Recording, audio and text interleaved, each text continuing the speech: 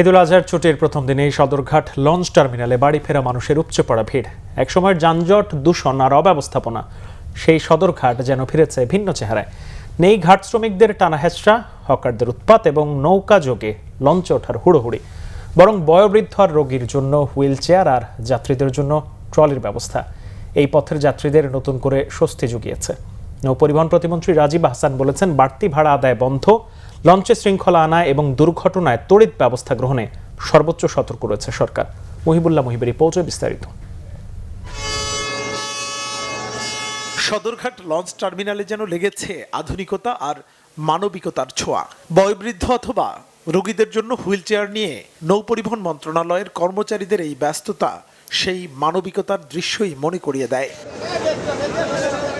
অতিরিক্ত ভাড়া আদায়ের নেই কোনো অভিযোগ। প্রতিটি লঞ্চে ডিজিটাল বোর্ডে উল্লেখিত নির্ধারিত ভাড়ায় যাচ্ছেন যাত্রীরা। এছাড়া ঝক্কি ঝামেলাহীন ঈদযাত্রায় খুশি বাড়ি ফেরা মানুষ।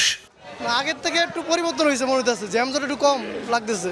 পরিবারের সঙ্গে ঈদ করব, ঈদের ছুটি আলহামদুলিল্লাহ এক সপ্তাহ দিতেছে। কিছু প্রতিবন্ধী বা অসুস্থ যেই সব লোকগুলো আসে, যারা বয়স্ক লোকগুলো আসে, এদেরকে সরকারের মাধ্যমে কিছু আইন শৃঙ্খলা বাহিনী দেখতেছিলাম যে ওরা হুইল চেয়ারে করে খুব যত্ন সহকারে লঞ্চে পৌঁছে দেওয়ার ব্যবস্থা করছে। এটা অতীতে ছিল না। কেমন লাগছে আপনার? ভালো লাগছে, ইনশাআল্লাহ আগে অনেক ভালো লাগছে। ফ্যামিলি সবার সাথে, বাল বাচ্চারা ফ্যামিলি আগে চলে গেছে, আমি পরে যাচ্ছি।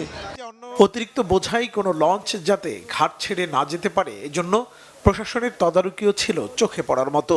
মঙ্গলবার থেকে বাড়ি ফিরতে শুরু করবেন পোশাক শ্রমিকরা, তাই তদারকিতে ব্যস্ত নৌপরিবহন প্রতিমন্ত্রী রাজীব আহসান। সিনিয়র যাত্রীদেরকে, অসুস্থদেরকে এখানে হুইল চেয়ারের ব্যবস্থাপনা আছে, ব্যাগের ক্ষেত্রে ট্রলির ব্যবস্থাপনা আছে। কুলিদের বিষয়ে বিভিন্ন অভিযোগ শোনা যেত, কোনোটাই শোনা যাচ্ছে না, এবং নির্দিষ্ট সময়ে লঞ্চগুলো আসছে এবং যাচ্ছে।